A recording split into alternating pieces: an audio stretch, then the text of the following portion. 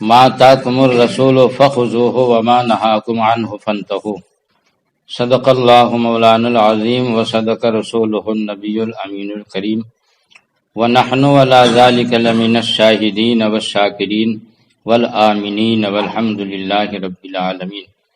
میں نے جس آیت کریمہ کی تلاوت کا شرف حاصل کیا ہے اس سے متعلق کچھ بولنے سے پہلے آئیے ہم اور آپ مل کر انتہائی محبت و عقیدت کے ساتھ اللہ کے محبوب دانائے غیوب امام الانبیاء سید الانبیاء صلی اللہ علیہ وسلم کی بارگاہ بے کس پناہ میں درود شریف کو نذرانہ پیش فرمائیں۔ اللہم صلی علی سیدنا مولانا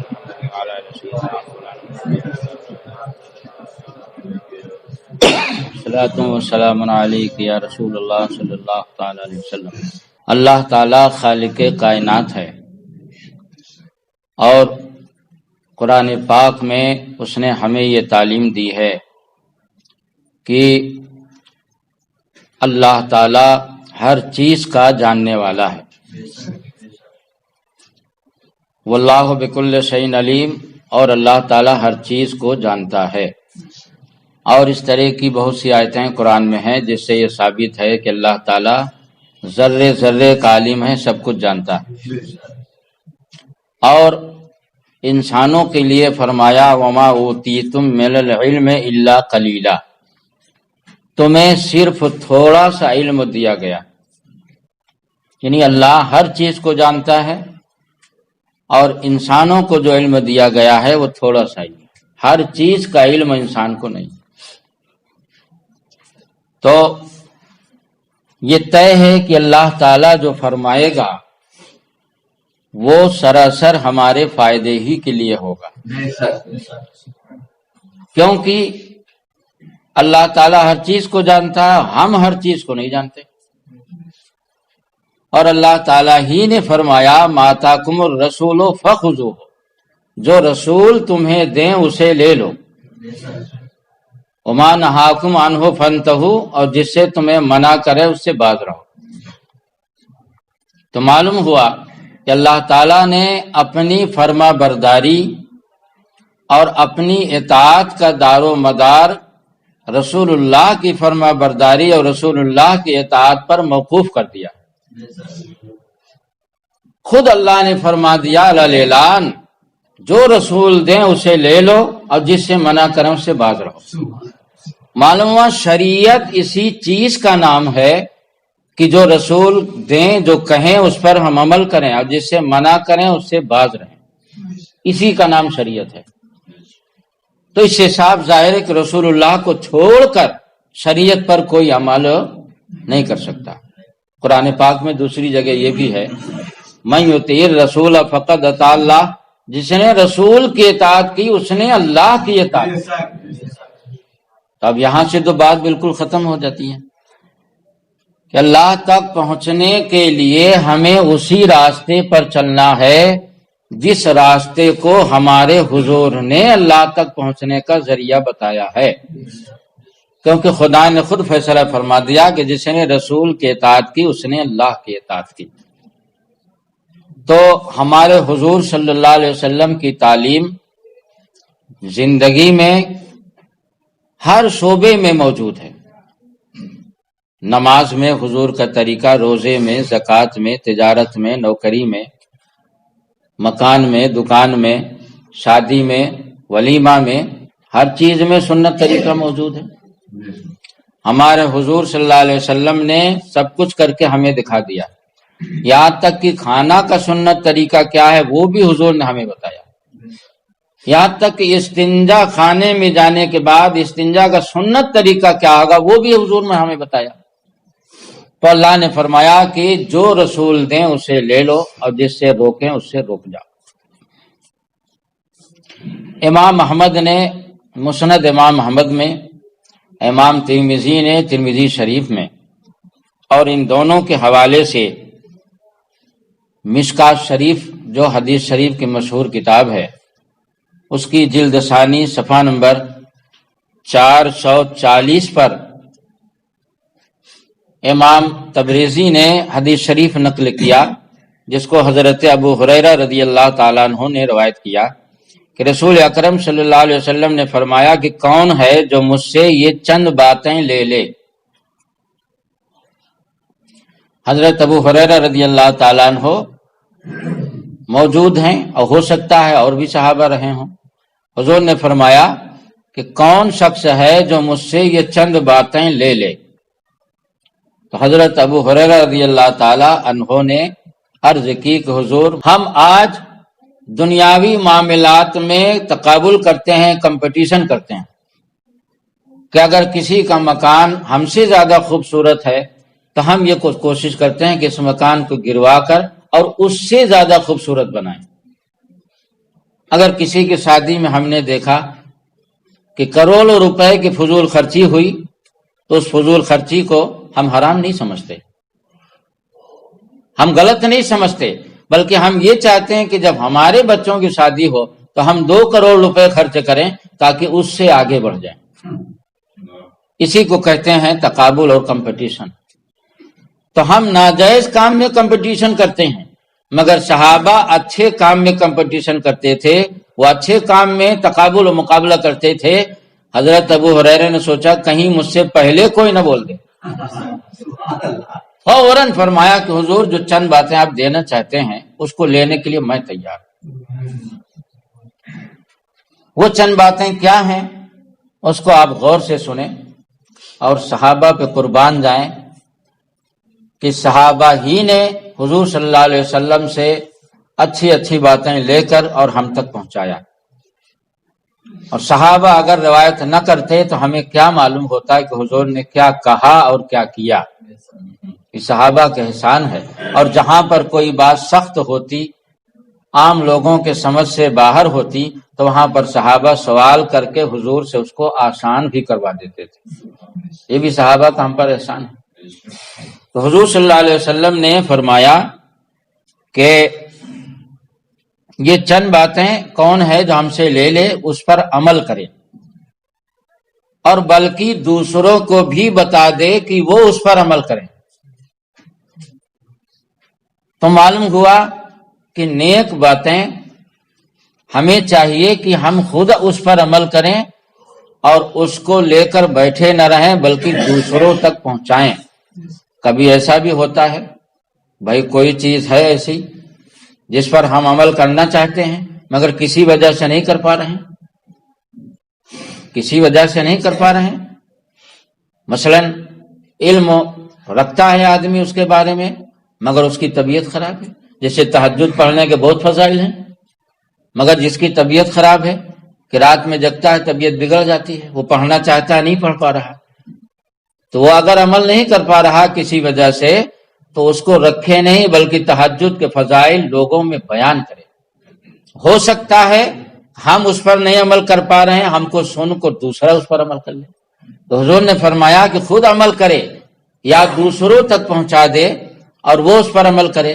حضرت علامہ مولا علی قاری رحمۃ اللہ علیہ نے اس حدیث کا یہ بھی ترجمہ کیا، فرمایا کہ اس حدیث کا ایک مطلب تو یہ ہے کہ وہ خود عمل کرے یا دوسروں کو بتا دے وہ عمل کریں، اور ایک مطلب یہ ہے کہ وہ خود عمل کرے بلکہ دوسروں کو بھی بتا دے کہ وہ بھی عمل کریں۔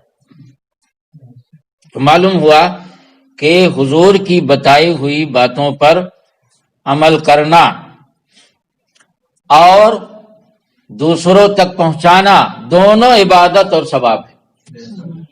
علم حاصل کرنا بھی عبادت، یعنی قرآن و حدیث کی جانکاری، یہ بھی عبادت، اس پر عمل کرنا یہ دوسری عبادت، اور دوسروں تک پہنچانا یہ تیسری عبادت۔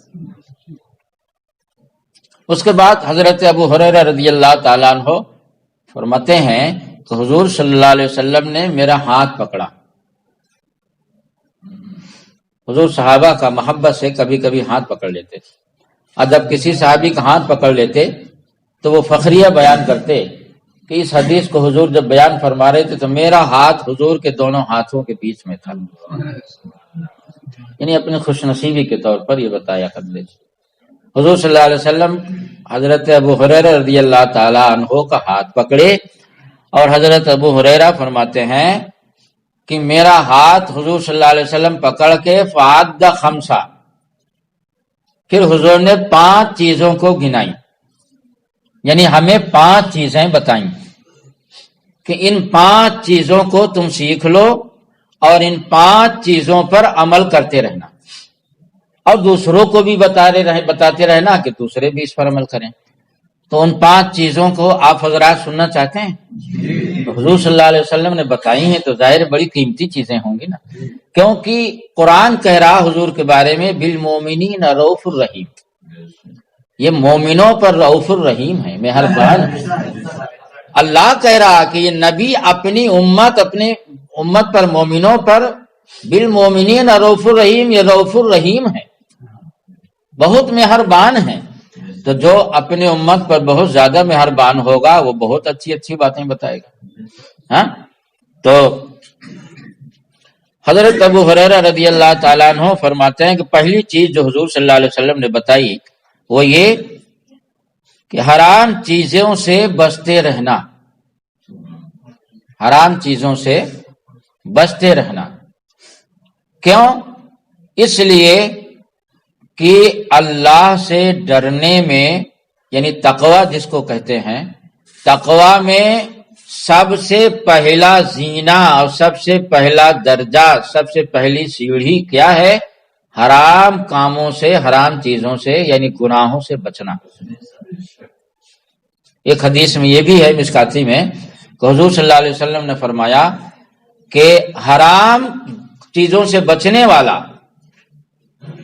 یعنی جو گناہوں سے بچتا ہے، وہ عبادت گزار، یعنی جو رات بھر نفل پڑھے مگر گناہ سے نہ بچے، تو وہ شخص اس سے بہتر ہے جو گناہوں سے بچتا ہے، جو رات بھر نفل پڑھتا ہے، عبادت کرتا ہے۔ کیونکہ گناہوں سے بچنا بنیاد ہے، اور حرام چیزوں سے جب بچتا ہے تو اس سے فائدہ کیا ہوتا ہے؟ بارگاہ رسالت میں حضرت خالد بن ولید رضی اللہ تعالیٰ عنہ حاضر ہوئے، حاضر ہونے کے بعد عرض کیا کہ حضور ہمیں آپ کوئی ایسا عمل بتا دیں کہ ہم جب دعا کیا کریں اللہ قبول کر لیا کریں، یعنی ہم مستجاب الدعوات بن جائیں۔ تو مستجاب الدعوات کہتے ہیں اس آدمی کو کہ جس کی ہر دعا قبول ہو جائے، اس کو مستجاب الدعوات بولتے ہیں شریعت کی زبان میں۔ تو حضرت خالد بن ولید رضی اللہ عنہ بڑے مشہور صحابی ہیں، اور آپ بارگاہ رسالت میں عرض کی کہ حضور ہمیں آپ کوئی ایسا عمل بتا دیں کہ اس عمل کو جب ہم کریں تو مستجاب الدعوات بن جائیں، یعنی جو بھی دعا اللہ سے کیا کریں تو اللہ تعالیٰ اسے قبول فرما لیا کرے اس عمل کی برکت سے۔ تو حضور صلی اللہ علیہ وسلم نے فرمایا کہ تم حرام چیزوں سے بچا کرو، حرام لقمہ تمہارے پیٹ میں نہ جائے، اللہ تمہیں مستجاب الدعوات بنا دے گا، یعنی جو بھی دعا کرو گے اللہ قبول کر لے گا۔ ایسے بھی لوگ اس امت میں گزرے ہیں جو مستجاب الدعوات تھے، جو بھی دعا کرتے تھے اللہ قبول کر لیتا تھا۔ جیسے مثال کے طور پر حضرت امام غزالی رحمۃ اللہ علیہ کا نام آتا ہے اس میں، اور وہ حضرت امام غزالی جو بھی دعا کرتے اللہ قبول فرما لیتے۔ اور حضرت امام بخاری رحمۃ اللہ علیہ جنہوں نے بخاری شریف لکھی ہے، ان کا بھی نام بزرگوں نے لکھا کہ آپ بھی مستجاب الدعوات تھے، آپ کی ہر دعا قبول ہو جاتی تھی۔ اور بعض کتابوں میں تو یہ آیا ہے کہ حضرت امام بخاری رحمۃ اللہ علیہ آخری عمر میں یہ دعا کرتے تھے، اے اللہ میری دعا قبول نہ کرنا۔ جب لوگ سنتے تو حیران رہ جاتے کہ آدمی دعا کرتا ہے کہ اللہ ہماری دعا قبول کر لے، اور آپ دعا کرتے ہیں کہ اللہ ہماری دعا قبول نہ کر، یہ کون سی دعا ہوئی؟ حضرت امام بخاری رحمۃ اللہ علیہ فرمایا کرتے تھے کہ میں اصل میں جو بھی دعا کرتا ہوں اللہ تعالیٰ اپنے فضل و کرم سے ہماری ہر دعا کو قبول کر لیتا ہے، تو میں ڈرتا ہوں کہ کہیں ایسا نہ ہو کہ ساری دعا یہیں قبول ہو جائے تو پھر وہاں کے لیے کیا بچے گا۔ یہ اللہ کے وہ نیک بندے جو مستجاب الدعوات تھے وہ خدا سے اتنا ڈرتے تھے، ہم میں ڈرنے لگا کہ ساری دعا ہماری یہی نہ قبول ہو جائے کہ وہاں کے لیے کچھ نہ بچے، تو کچھ دعائیں وہاں کے لیے اب دعا کرتا ہوں کہ اللہ میری دعا قبول نہ کر، تاکہ کچھ دعائیں وہاں کے لیے بھی بچ جائیں۔ ایسے ایسے بھی اللہ والے گزرے ہیں۔ حضور فرماتے ہیں حرام چیزوں سے بچنا، اور حرام چیزوں سے بچو گے تو کیا ہوگا؟ حضور فرماتے ہیں کہ حرام چیزوں سے بچتے رہنا، اے ابو ہریرہ تم بڑے عبادت گزار بن جاؤ گے. تکن عابد الناس، حدیث کا جملہ، تکن عابد الناس. ابو ہریرہ تم حرام کاموں سے بچتے رہنا، گناہوں سے بچتے رہنا، اللہ تمہیں بڑا عبادت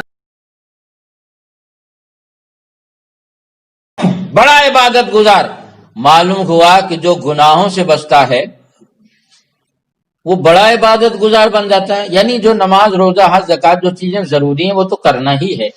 یہ نفلی عبادت اگر وہ نہ بھی کرے اور عبادت وہ گناہوں سے بچ رہا ہے، تو گناہوں سے بچ رہا، وہ چل رہا تو عبادت ہو رہی، سو رہا تو عبادت ہو رہی، پھر رہا تو عبادت ہو رہی، بول رہا تو عبادت، یعنی اس کا چلنا پھرنا، سونا جاگنا عبادت بن جاتا. تب تو حضور کریں تکن عابد الناس،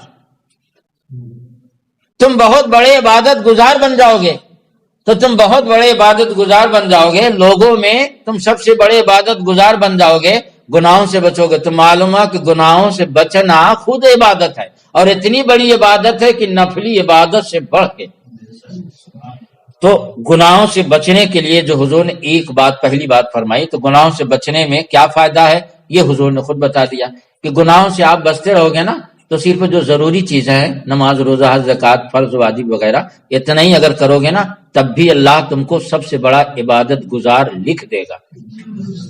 اگر گناہ سے بچتے رہو گے، نفلی عبادت نہ بھی کر پاؤ گے نا، تب بھی تم نفلی عبادت کرنے والوں سے بڑھ کے عبادت گزار خدا کی بارگاہ میں بن جاؤ گے. ہاں، دوسری چیز کیا فرمائی؟ اور اللہ نے جو تمہاری قسمت میں دیا ہے اس پر راضی رہو.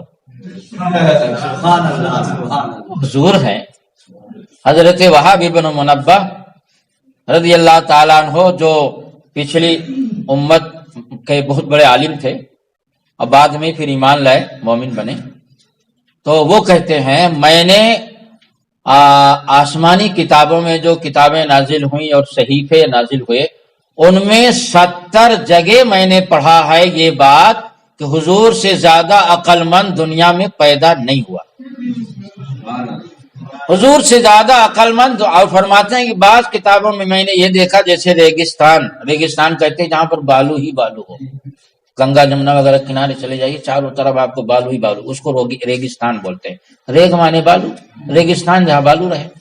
تو بالو کے ایک دانہ کے برابر ساری دنیا کی عقل، اور پورے ریگستان کے برابر حضور کی عقل. تو اب حضور جو بتائیں گے وہ دنیاوی اعتبار سے بھی اور اخروی اعتبار سے بھی، ہر اعتبار سے اس میں ہمارا بھلا ہوگا نا. جب ان سے زیادہ عقل مند کوئی پیدا ہی نہیں ہوا نہ پیدا ہوگا، بعد از خدا بزرگ تو ہی قصہ مختصر. تو تمہاری قسمت میں اللہ تعالی نے جو لکھ دیا ہے اس پر راضی رہو. اس میں فائدہ کیا ہوگا اس کو بھی حضور نے بتا دیا. اس میں فائدہ یہ ہے کہ تم لوگوں سے بے نیاز رہو گے. جو اپنی قسمت پہ راضی نہیں رہتا وہ دوسروں کی نعمتیں دیکھ دیکھ کر للچاتا رہتا ہے، اور کبھی اس کو سکون کی زندگی میسر نہیں ہوتی. بے شک بے شک بے شک. اتنا خوبصورت مکان بنا لیا، اور یار اللہ تعالیٰ نے ہم کو اتنا خوبصورت مکان نہیں دیا، اتنا عالی شان کارخانہ چل رہا ہے اس کا، اللہ تعالیٰ نے ہم کو اتنا عالی شان کارخانہ نہیں دیا. اس سے جب آپ دوسروں کی قسمت کو اور دوسروں کی نعمتوں کو دیکھ دیکھ کے للچاؤ گے نا، تو نقصان کیا ہوگا؟ نقصان یہ ہوگا کہ اللہ کی ناشکری کرو گے. اللہ نے ہم کو یہ نہیں دیا، اللہ یہ ناشکری نہیں ہے، ناشکری اللہ کی ناشکری کرو گے. تو جب آپ اپنی قسمت پہ راضی رہو گے تو آپ اپنے سے بڑوں کو نہیں دیکھو گے، چھوٹوں کو دیکھو گے. اور جب آپ بائک سے چلو گے اور بائک سے دیکھو گے کہ کوئی آدمی سائیکل سے جا رہا، تو آپ کہو گے اللہ تیرا لاکھ لاکھ شکر ہے. ایک دن وہ تھا کہ ہم بھی سائیکل سے 50 کلومیٹر 25 کلومیٹر ہم الہ آباد کوسمبی سے سائیکل جاتے تھے، اور آج تیرا کرم اتنا بڑا کہ ہم بائک سے چل رہے ہیں. ہماری قسمت میں تو نے بائک لکھ دیا کہ ہم بائک سے چل رہے ہیں. اپنے سے چھوٹے والوں کو دیکھو گے، پیدل والوں کو دیکھو گے، سائیکل والوں کو دیکھو، تو اس سے فائدہ یہ ہوگا کہ اپنی قسمت پہ جب راضی رہو گے نا تو اللہ کا شکر ادا کرو گے. اور قرآن پاک میں لئن شکرتم لازیدنکم، جب تم ہمارا شکر ادا کرو گے تو ہم تمہیں اور دیں گے. وَلَئِن کَفَرْتُمْ إِنَّ عَذَابِي لَشَدِيدٌ، اگر ناشکری کرو گے تو ہمارا عذاب بہت سخت ہے، ہماری پکڑ بہت سخت ہے. تو یہ حضور نے ہمیں کتنی حکمت کی بات بتائی کہ اپنی قسمت پہ راضی رہا کرو. اللہ جو تمہاری قسمت میں لکھ دیا، دکان، مکان، کارخانہ، کاروبار، کھیتی باڑی وغیرہ وغیرہ، اللہ تعالیٰ کھیتی باڑی میں اگر فائدہ دے تو اللہ کا شکر ادا کرو. ہمارے پاس 10 بیگھا کھیت ہے تو ہم 5 بیگھا والے کو دیکھتے ہیں، اس کو کیوں نہ دیکھیں، 5 بیگھا والے کو دیکھیں. ہم 40 بیگھا والوں پر نظر ڈالتے ہیں، 50 بیگھا والوں، پھر اللہ کی ناشکری کرتے ہیں. تو حضور نے اللہ کا شکریہ ادا کرنے کا طریقہ ہمیں سکھایا. اس کا طریقہ یہ ہے کہ تمہاری قسمت میں جو اللہ نے لکھ دیا ہے، غوث پاک فرماتے ہیں کہ جو قسمت میں لکھ دیا ہے اس سے زیادہ ملنا نہیں ہے، چاہے جتنا پھڑپھڑاؤ. اور جو قسمت میں دوسرے کے اللہ نے لکھ دیا اس کی قسمت سے تمہیں نہیں ملنا، چاہے جتنا پھڑپھڑاؤ. تم کو اپنی قسمت سے ملنا، اس کو اپنی قسمت سے. تو جو ہمیں ہماری قسمت سے اللہ دے رہا ہے ہم اس پر اللہ کا شکریہ ادا کرتے رہیں. قرآن کا وعدہ ہے، اللہ نے اعلان فرمایا ہے کہ جو میرا شکریہ ادا کرتا ہے ہم اسے اور دیتے ہیں، اور جو نہ شکری کرتا ہے تو ہماری پکڑ بہت سخت ہے.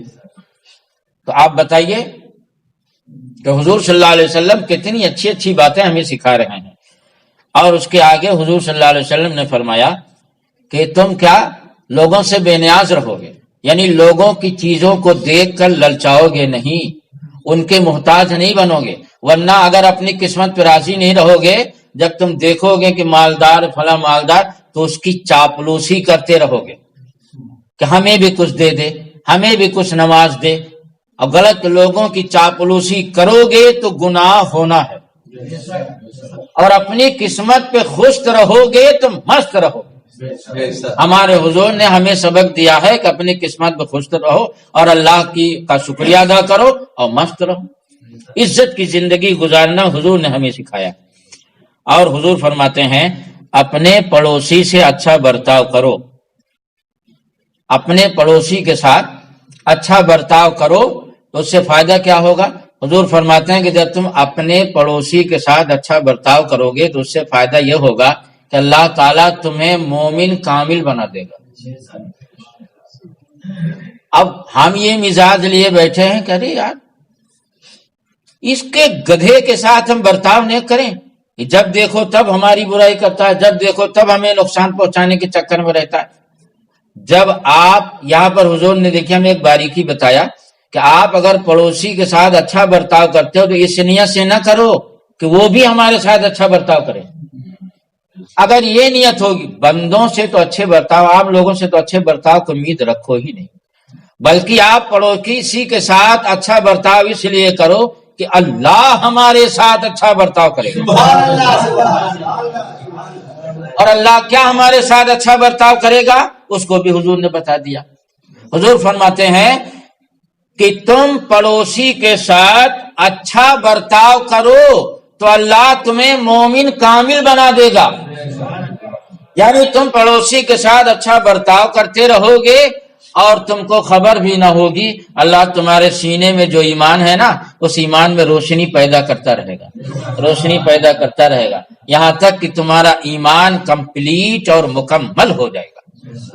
اب آپ بتائیے کہ ہم پڑوسی کے ساتھ جو ہے برتاؤ کر رہے ہیں وہ احسان مانے یا نہ مانے، مگر اللہ تعالیٰ مان رہا تب تو ہمارے سینے میں روشنی پیدا کر رہا، ہمارے ایمان میں روشنی پیدا کر رہا. تو آپ کبھی بھی پڑوسی کے ساتھ اس نیت سے برتاؤ مت کیجئے کہ پڑوسی احسان مانے گا. آپ اگر دیکھ رہے ہیں کہ ہمارا پڑوسی بھوکا ہے اور آپ کھا کے سو گئے تو یہ اچھی بات نہیں. آپ دیکھ رہے ہیں کہ ہمارا پڑوسی پریشان ہے اور آپ اس کی پریشانی کو دور کر سکتے ہیں تو آپ پر لازم ہے کہ آپ اپنے بھائی کی پریشانی کو دور کر سکتے. اور اس نیت سے نہیں کہ کبھی ہمارے ساتھ بھی پریشانی آئی تھی، یہ ہم کو نہیں پوچھا تھا تو ہم کیوں پوچھے. اس کی تو آپ کو ادھر تو آپ کو جان ہی نہیں جانا چاہیے. اگر ادھر جان گیا تو آپ کبھی بھی نیک برتاؤ نہیں کر سکو گے پڑوسیوں کے ساتھ. کیونکہ انسان کی فطرت ہے، جانتے ہیں آپ، ان میں کچھ با وفا ہوتے ہیں، کچھ بے وفا ہوتے ہیں. ان کے با وفا بے وفا سے کوئی مطلب نہیں. آپ کو یہ ذہن میں رکھنا ہے کہ ہمارے حضور نے فرمایا ہے کہ جو پڑوسی کے ساتھ اچھا برتاؤ کرتا ہے اللہ تعالیٰ اس کے ایمان کو کامل بنا دیتا ہے، اس کے سینے میں روشنی پیدا کرتا ہے. وہ احسان مانے نہ مانے، اللہ نے جو وعدہ کیا وہ تو ہو ہی جائے گا، وہ تو نعمت ہمیں ملی جائے گی. اور اس کے بعد حضور صلی اللہ علیہ وسلم فرماتے ہیں کہ تم جو چیز اپنے لیے پسند کرتے ہو وہ اپنے مسلمان بھائی کے لیے بھی پسند کرو. اس ایک جملے میں اتنی حکمتیں ہیں کہ اگر بیان کروں تو اسی میں پوری تقریر ہو جائے. آپ یاد رکھو مسلمانوں، آج پوری دنیا اس بات کو مانتی ہے کہ عزت دینے سے عزت ملتی ہے، ورنہ کوئی کچھ ہو کتنا بڑا ہو، آپ بتائیں کہ آپ ہمارا ہاتھ چومیں اور آپ کو ہم تھکے مار کے باہر نکال دیں، آپ کے دل میں ہماری محبت ہو سکتی ہے؟ جو ہوگی پہلے سے وہ بھی ختم ہو جائے گی. یہ طریقہ نہیں ہے، بلکہ طریقہ یہ ہے کہ اگر آپ ہمیں عزت دے رہے ہیں تو ہم بھی آپ کو عزت دیں. اور لوگوں کا یہ ہے کہ اللہ تعالیٰ نے اگر کوئی عہدہ دے دیا، دولت دے دیا، پیسہ دے دیا، مال دے دیا، کسی بھی معاملے میں ترقی کر دیا تو وہ کمزوروں کو ذلیل سمجھنے لگتا ہے. آپ اپنے ساتھ کسی کمزور غریب کو بیٹھال کے کھانا کھلانے میں ذلیل سمجھتے ہیں. یہاں تک کہ ایسے ہیں کہ جب غریب رہیں گے تو مسجد میں نماز پڑھنے جماعت سے جائیں گے، اور جب امیر ہو جائیں گے تو گھر میں پڑھنا شروع کر دیں گے. یہ ذلیلوں کے کندھے سے کندھا ملا کر ہم کھڑے ہوں گے، کیا ہماری رہ جائے گی؟ دیکھو ہمارے حضور کیا فرما رہے ہیں. حضور فرماتے ہیں جو اپنے لیے پسند کرتے ہو وہ اپنے مومن بھائی کے لیے بھی دوسروں کے لیے بھی پسند کرو. اس سے کیا فائدہ ہوگا؟ اس سے آپ ہی کا فائدہ ہوگا کہ جو آپ کھا رہے ہو وہ اپنے بھائی کو بھی اس میں شامل کر رہے ہو. جو آپ کے ماتحت ہیں مثلا اپنے بچے ہیں، اپنے نوکر ہیں، اور کارخانہ ہے تو میں اپنے جو ہے تو کام کرنے والے ورکرز ہیں، ان کے لیے جو آپ پسند کرتے ہو ان کو عزت دو گے تو وہ آپ کو عزت دیں گے، خلوص سے کام کریں گے، آپ کا کارخانہ ترقی کر جائے گا. ان کو ذلیل کرو گے تو سامنے تو وہ چاہے جو شرما حضوری کریں مگر پیٹ پیچھے آپ کے کارخانے کو توڑ کے بیٹھا دیں گے. معلوم ہے کہ حضور نے یہ جو ایک جملہ فرمایا اپنے بچوں میں دیکھیے، اگر آپ اچھا کھائیں، بچوں کے لیے دال بنا لینا، ہمارے لیے چھوٹا گوشت بنانا، اپنی اولاد ہے، اپنا خون ہے، ایسا کر کے دیکھ لو. اگر آپ کی نفرت آپ کی اولاد کے دل میں نہ پیدا ہو جائے تب کہنا.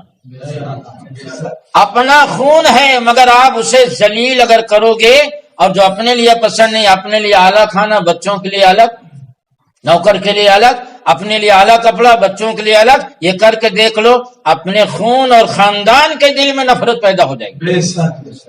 اور جو اپنے لیے آپ پسند کرتے ہو وہی بچوں کے لیے اگر پسند کرتے ہو تو بچوں کے دل میں قدرت کی طرف سے محبت آپ کی پیدا ہو جائے گی.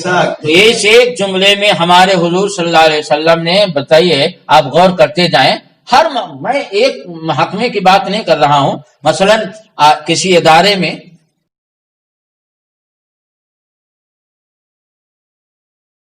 حق میں دم کیے ہوئے ہو، ناجائز فائدہ عہدے کا اٹھانا، تو اسے بتائیے ان کے دل میں آپ کی قدر رہے گی؟ یا کسی بھی محکمے کے آپ بڑے افسر بن گئے تو چھوٹوں کے ناک میں دم کیے ہوئے؟ نہیں. آپ کو اس وقت یہ سوچنا چاہیے کہ اگر یہی زیادتی دوسرا کوئی پرنسپل ہوتا ہمارے ساتھ کرتا تو ہم کو کیسے لگتا.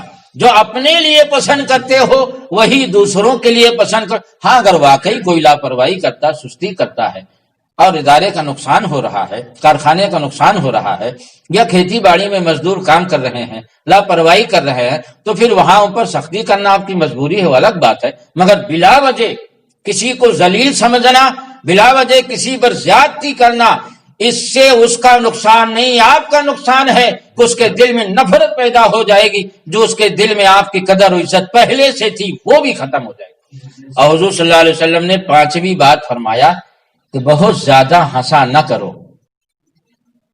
لا تکثر الضحک لا تکثر الضحک فإن کثرۃ الضحک یمیت القلب، بہت زیادہ ہنسا نہ کرو کیونکہ بہت زیادہ ہنسنے سے دل مردہ ہو جاتا ہے۔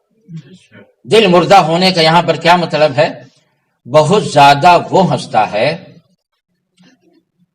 جو دنیا میں اپنے دنیا ہی کو جنت سمجھ لیا، جس کا دل آخرت میں لگا ہوگا، جس کا دل آخرت میں لگا ہوگا اور ذہن میں یہ بات بیٹھی ہوگی کہ ایک دن مرنا ضرور ہے، قبر میں جانا ہے، منکر نکیر کا سامنا کیسے کریں گے، اور پھر خالق کائنات جو حکم الحاکمین ہے میدان محشر میں اس کی بارگاہ میں جب حاضر ہوں گے تو اپنی زندگی کا حساب نامہ کیسے پیش کریں گے۔